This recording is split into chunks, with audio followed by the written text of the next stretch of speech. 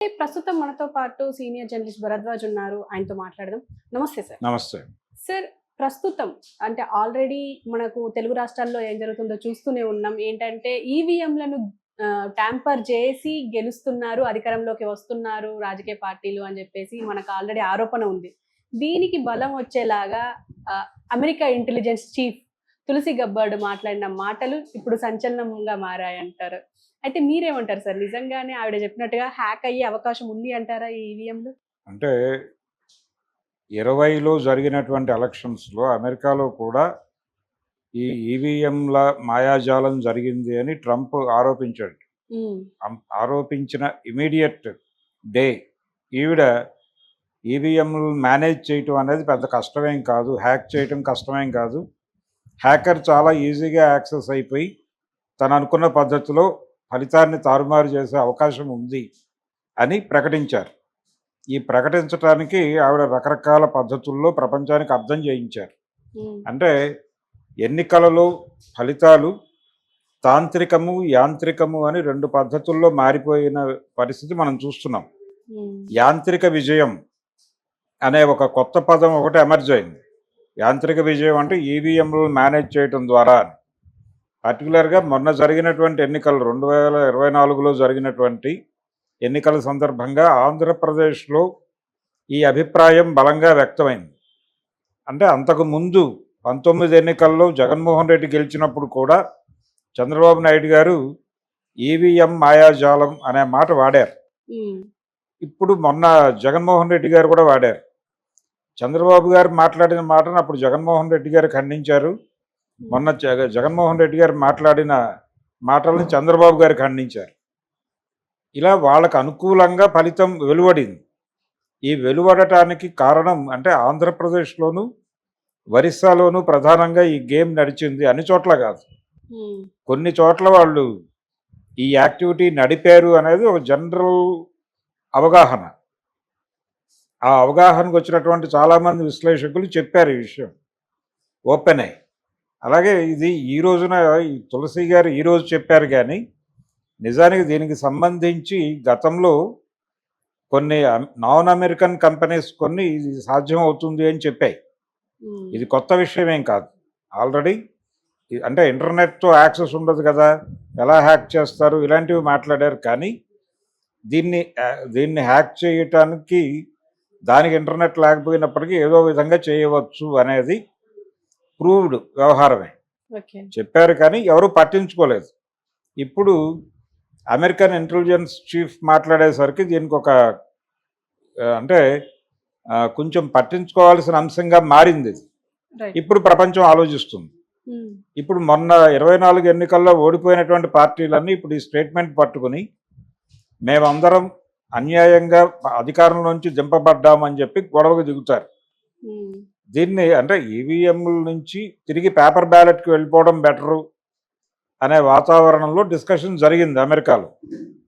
ఇప్పుడు అదే చర్చ ఇక్కడ జరుగుతోంది. అంటే పేపర్ బ్యాలెట్ వాడినప్పుడు ఏమైనా ఎన్నికలు సజావుగా జరిగాయా, దానికంటే ఇది మేలు అని కదా ఇటువైపు మళ్ళారు. ఆ రోజున ఈవీఎంలు కంట్రోల్ చేయటం అనేది మాట లేదు, రిగ్గింగ్ అనేటువంటి ఒక మాట ఉండేది. రిగ్గింగ్ అంటే ఓటర్ బూత్కి రాకముందే వాళ్లే గుద్దేసుకుని అన్ని ఓట్లు వేసేసుకునేవాళ్ళు. ఇలా బూతులు క్యాప్చర్ చేసేసి బూతులు తమ కంట్రోల్లోకి తీసుకుని ఓటర్లు వచ్చి మా ఓటు ఆల్రెడీ పోలైపోయింది అని తెలుసుకుని విషాదంతో వెనక్కి వెళ్ళిపోయే సందర్భం, వెనక్కి పంపించేసిన సందర్భాలు కూడా ఉన్నాయి. అందుకని ఈ రిగ్గింగ్ ఆట కట్టించడానికి ఈవీఎంలే సరైన మందు అని చెప్పి దీన్ని పట్టుకొచ్చారు. ఇప్పుడు దీన్ని హ్యాక్ చేసేస్తున్నారు, ఫలితాలు తారుమారైపోతున్నాయి, ప్రభుత్వాలు కూడా గందరగోళం పరిస్థితుల్లోకి వెళ్ళిపోతున్నాయి అనేది ఎస్టాబ్లిష్డ్ ఫ్యాక్ట్. ఇది ఇప్పుడు ఈవిడ చెప్పారు కాబట్టి శంఖంలో పోస్తే తీర్థమైనట్టు ఇప్పుడు అమెరికన్ ఇంటెలిజెన్స్ చీఫ్ నోట్లోంచి వచ్చింది కాబట్టి దీనికి ఒక సాధికారత వచ్చేసింది ఈ మాటకి. ఈవీఎంలు కంట్రోల్లో తీసుకుని గెలుస్తున్నారు, యాంత్రిక విజయం అనేది. తాంత్రిక విజయం అంటే ఈ మాధ్యమాల ద్వారా, అంటే సోషల్ మీడియా ప్లాట్ఫామ్స్, ఇతర ప్రసార మాధ్యమాల నుంచి అవతల వాళ్ళని బ్రాండ్ చేసి ప్రజలలోకి రకరకాల అభిప్రాయాలు చాలా వేగంగా జొప్పించి వాళ్ళని మోటివేట్ చేసి ఒక రకంగా హిప్నటైజ్ చేసి పోలింగ్ బూత్లకు రప్పించడం. ఇక్కడ అది తాంత్రికం, ఇది యాంత్రికం. ఈ తాంత్రికము యాంత్రికము కలిసి ఈ 2024లో మోడీ గారు అక్కడ అధికారంలోకి వచ్చారు. అలాగే ఆయన అనుకున్న రాష్ట్రాల్లో ఆయన అనుకున్నటువంటి ఫలితాలు వచ్చినాయి. ఆయన అనుకున్న ఫలితాలు రావడానికి కూడా కారణం ఇదే. అలాగే కాంగ్రెస్ పార్టీకి కొంత ఓటింగ్ రైజ్ అయింది అనుకున్నటువంటి రాష్ట్రాల్లో ఆంధ్రప్రదేశ్ కూడా ఒకటి. కానీ ఆంధ్రప్రదేశ్లో గతంలో జరిగిన ఎన్నికల కంటే కూడా మొన్న జరిగిన ఎన్నికల్లో ఓటింగ్ పర్సంటేజ్ బాగా పడిపోయింది కాంగ్రెస్ పార్టీకి సంబంధించి. అంటే దానికి సంబంధించిన కోర్ ఓటర్లు కూడా వెళ్ళిపోయారు. అంటే ఎక్కడో ఏదో సంథింగ్ జరిగింది అనే అనుమానం వచ్చే పద్ధతిలో అయితే జరిగిన ఎన్నికలు. అలాగే జగన్మోహన్ రెడ్డి 11 సీట్లకి పరిమితం అయిపోవడం కూడా చాలా విచిత్రంగా కనిపించినటువంటి పరిస్థితి.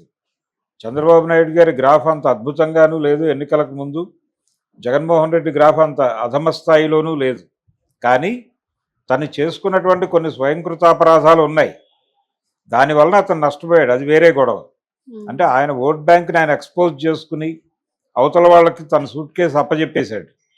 వాళ్ళు వాళ్ళ పద్ధతిలో కంట్రోల్లోకి తీసుకున్నారు ఆ ఓట్లని, అదొక ప్రోగ్రాం జరిగింది. కానీ ఈ స్థాయి పతనం అనేది జరగదు. ఈ స్థాయి పతనం అనేది ఊహించని స్థాయిలో ఈ పతనం జరగటం అనేది ఖచ్చితంగా ఏదో జరిగింది, ఒక మాయాజాలం జరిగింది అనే అభిప్రాయానికి చాలామంది ఉన్నారు ఆ అభిప్రాయంతో. కానీ ఎలా ప్రూవ్ చేయాలి, ప్రూవ్ చేసినటువంటివేమో ప్రపంచం నమ్మట్లేదు. ఇప్పుడు నమ్ముతారు. ఇప్పుడు నమ్మటం మొదలు పెడితే రేపటి నుంచి దీని ఆధారంగా చాలామంది గొంతులు రైజ్ చేస్తారు, కోర్టులకు వెళ్ళే అవకాశం ఉంది. ఇప్పుడు చేయగలిగింది కూడా ఏం లేదు, ఆల్రెడీ అవన్నీ అప్పటికే టైం అయిపోయింది. అంటే దానికి ఇచ్చిన షెడ్యూల్ టైం ప్రకారం వీళ్ళు రీకౌంటింగ్కి వెళ్ళాలి, ఆ టైం కూడా గడిచిపోయింది. కాబట్టి ఇప్పుడు చేయగలిగింది ఏమీ లేదు. కానీ మేం చేసిన ఆరోపణకి ఇదిగో ఈ ఎవిడెన్స్ ఉంది, ఇదిగో ఆవిడ కూడా మేం చెప్పిందే చెప్పారు. కాబట్టి ఇప్పుడు అమెరికా కూడా పేపర్ బ్యాలెట్కి మళ్ళుతోంది, కాబట్టి మనం కూడా పేపర్ బ్యాలెట్కే వెళ్ళిపోదాం అనేది డిమాండ్గా ముందుకు వచ్చే అవకాశం అయితే ఉంది.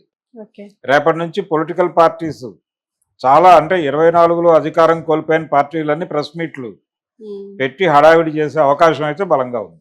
సరే, అంటే ఇప్పుడు అంటే పేపర్ బ్యాలెట్లే బెటర్ అంటారా, ఈవీఎంలు బెటర్ అంటారా? ఎందులో అయినా అదే జరుగుతుంది కదా. ఇప్పుడు అక్కడేమో రిగ్గింగ్ జరిగింది, ఇక్కడ ట్యాంపరింగ్ జరుగుతుంది, అంతే తేడా, అంతకు మించి ఏమీ లేదు. అంటే కొత్త వ్యవస్థలు తీసుకొస్తే ఏమైనా ఇంకే కొత్త ఏదైనా కంట్రోల్డ్ బై ఎవరు కంట్రోల్ చేస్తున్నారు, అక్కడ బూతులను ఎవరు చూస్తున్నారు, అంటే అక్కడ ఉన్నటువంటి అధికారుల్ని వీళ్ళందరినీ కూడా మేనేజ్ చేస్తున్నారు అనేది అర్థమవుతూనే ఉంది. మేనేజ్ కాని వాళ్ళని ఏదో పద్ధతిలో కంట్రోల్లోకి తీసుకుంటున్నారు. అలా గెలుపు వ్యూహ రచన అనేది చాలా ఆ స్థాయిలో జరుగుతోంది. బూత్ స్థాయిలో ప్రతి ఓటు ఎలా పడాలో దగ్గర నుంచి డిజైన్ చేస్తున్నారు. అందుకని ఏది పెట్టినా మేనేజ్ చేస్తారు. పేపర్ పెట్టినా మేనేజ్ అవుతుంది. పేపర్ మేనేజ్మెంట్ ఆల్రెడీ చూసాం మనం, ఆల్రెడీ చూసాం. అసలు మీరు ఇళ్లలోంచి బయటకు వస్తే పరిస్థితులు బాగోవు అని బెదిరించి ముందు రోజే వీళ్ళ ఓట్లన్నీ వేసేసుకున్న చరిత్రలు కూడా ఉన్నాయి రాయలసీమలో. అందుకని ఏదైనా అక్కడ అంటే ఎవరైతే పాటించాలో వాళ్ళు ప్రాపర్గా లేకపోతే ప్రజాస్వామ్యం మనుగడే ఓటు మీద ఉంది అని చెప్తారు ఆశయంగా చెప్పినప్పుడు. కానీ ఆచరణలో జరగటం లేదు. ఆచరణలో ఓటు అనేది వాళ్ళకు అనువుగా ఎలా మలుచుకోవాలో వాళ్ళకి తెలుసు. కాబట్టి ఓటర్ నిర్ణయిస్తున్నాడు ఫలితాన్ని, ఓటరు ప్రజాస్వామ్యాన్ని నిర్ణయిస్తున్నాడు, ఇవన్నీ పుస్తకాల భాష. కానీ ఆచరణలో లేదు. ఆచరణలో ఏం జరగాలో అది వాళ్ళు జరుపుకుంటున్నారు, వాళ్ళు మేనేజ్ చేసుకుంటున్నారు. వాళ్ళ స్కిల్ మీద ఆధారపడి